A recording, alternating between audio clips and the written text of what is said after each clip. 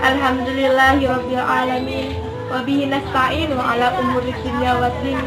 Wassalatu wassalamu ala asrofil anbiya'i wal mursalin sayyidina wa maulana Muhammadin wa ala alihi wa sahbihi ajma'in. Amma ba'd.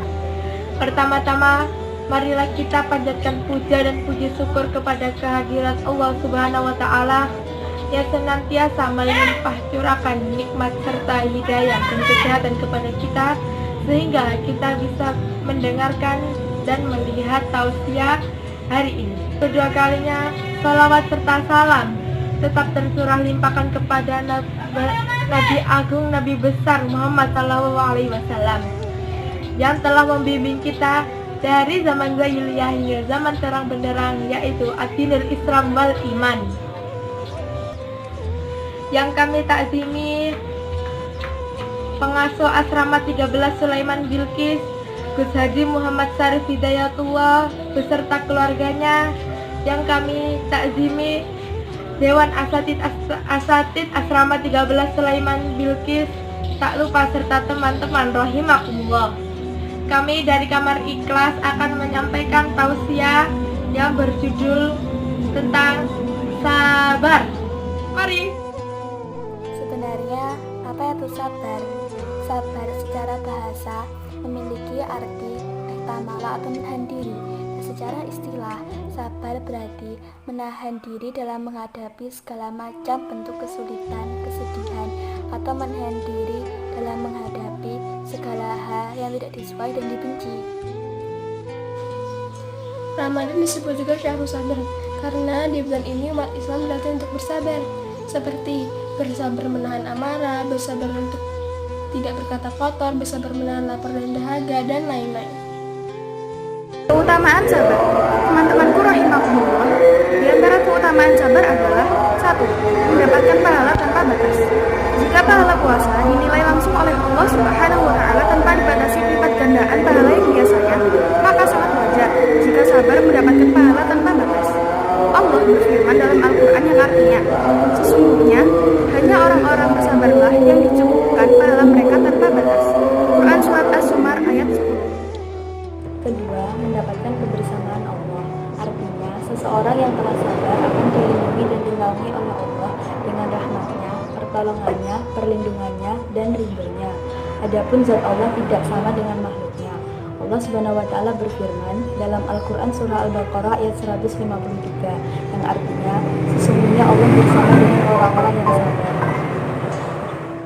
3. Dapat menjadikan pribadi yang baik di sisi Allah tatkala mampu mengkombinasikan sabar dan syukur dalam kehidupan. Hakikat sabar tidak seperti yang dikira banyak orang, bahwa sabar itu menerima segala sesuatu dengan rela atau pasrah tanpa adanya perlawanan. Islam mengajarkan bahwa sabar itu ada 3 hal. Yang pertama adalah sabar dalam ketaatan, yang artinya seorang muslim harus tetap sabar menjalankan perintah dari Allah Subhanahu wa taala meskipun perintah itu sangat berat dan dibenci oleh nafsu. Setiap mukmin harus tetap taat pada hal-hal yang telah diwajibkan baginya, meskipun banyak hal yang dirintangi, mulai dari faktor intern dan faktor ekstern. Contohnya dari faktor intern adalah kemalasan, tidak ada motivasi diri. Sedangkan dari faktor ekstern antara lain cemoohan orang, kebencian dari musuh Islam, dan lain. 2. Sabar dalam meninggalkan larangan. Ada kalanya orang yang sabar dalam menjalankan ketaatan kepada Allah, tetapi ia tidak sabar dalam meninggalkan larangan. Kesabaran juga harus diimplementasikan dalam meninggalkan kemaksiatan dan larangan-larangan Allah Subhanahu wa taala. Orang yang mampu meninggalkan kemaksiatan, khususnya kemaksiatan emosional seperti marah, disebut oleh Rasulullah sebagai orang yang kuat secara hakiki, sebab ia telah mampu bersabar atas apa yang dilarang oleh Allah Subhanahu wa taala. Sabar dalam menghadapi musibah. Inilah makna sabar yang telah dimaklumi oleh kebanyakan orang. Saat seseorang mendapatkan kesulitan lalu ia pasrah tanpa berusaha menghilangkan kesulitan itu dikatakan sabar.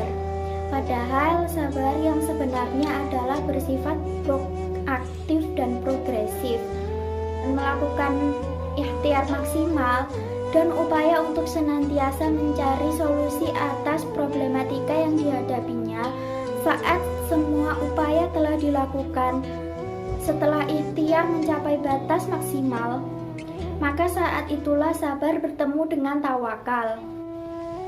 Ia menyerahkan kepada Allah dan sebab itu Allah akan mengampuni dosa-dosanya.